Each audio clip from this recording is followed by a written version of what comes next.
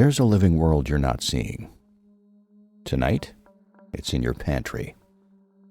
You reach for the flower, and something flutters out.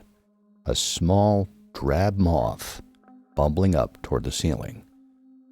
You look closer, and there's fine webbing matting the top of the flower, little clumps stuck together with silk. But here's what doesn't make sense. The bag was sealed. You never opened a door for it, never left a window cracked. So how does a moth get inside a closed bag of flour? Here's the unsettling part. It didn't fly in from your kitchen. It was almost certainly already inside your food when you carried it home from the store. You weren't invaded. You bought it. This is the Indian meal moth, one of the most common stored food pests on the planet. And the fluttering adult you just saw is the least important part of the whole story, because that moth can't even eat. An adult meal moth has no working mouth parts for feeding. It doesn't eat at all. It lives about 2 weeks with a single purpose: mate, lay eggs, and die. The moth on your wall isn't nibbling anything. It's the very end of the life cycle, not the beginning. The real story already happened, down in your food. And it's everywhere.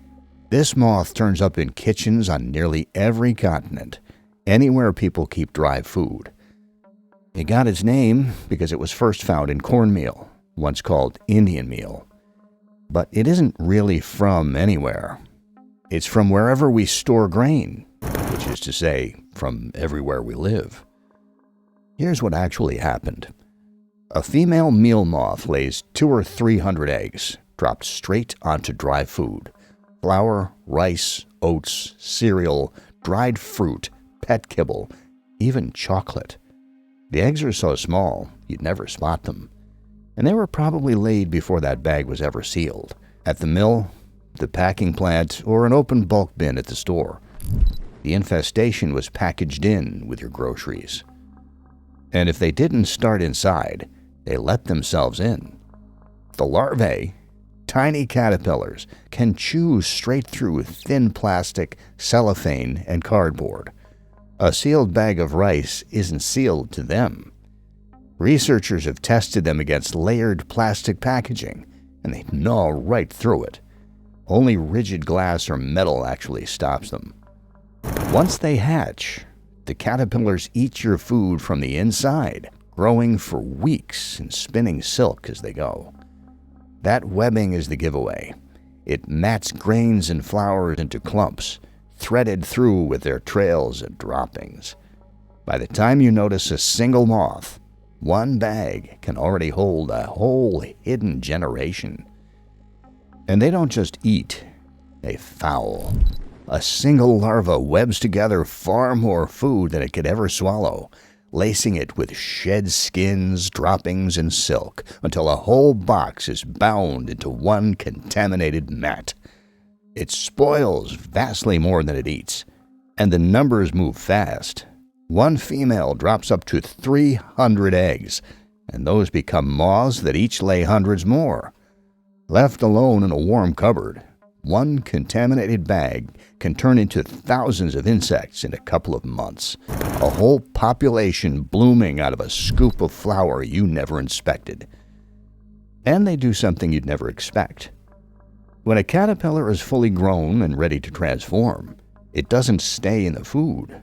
It crawls away from it, up the walls, across the ceiling, sometimes clear into another room, hunting for a crack or a corner to spin its cocoon. That's why you find them far from the kitchen, in rooms with no food at all. The moth on your bedroom ceiling didn't wander in lost. It marched there on purpose, from a bag of oats 2 rooms away. There, in a seam of the ceiling or a gap behind a shelf, it wraps itself in silk and pupates. Weeks later, it splits the cocoon and climbs out as the drab little moth you started with, already carrying the next 300 eggs. The loop closes, quietly, inside your own walls. Which is exactly why swatting the moth does nothing.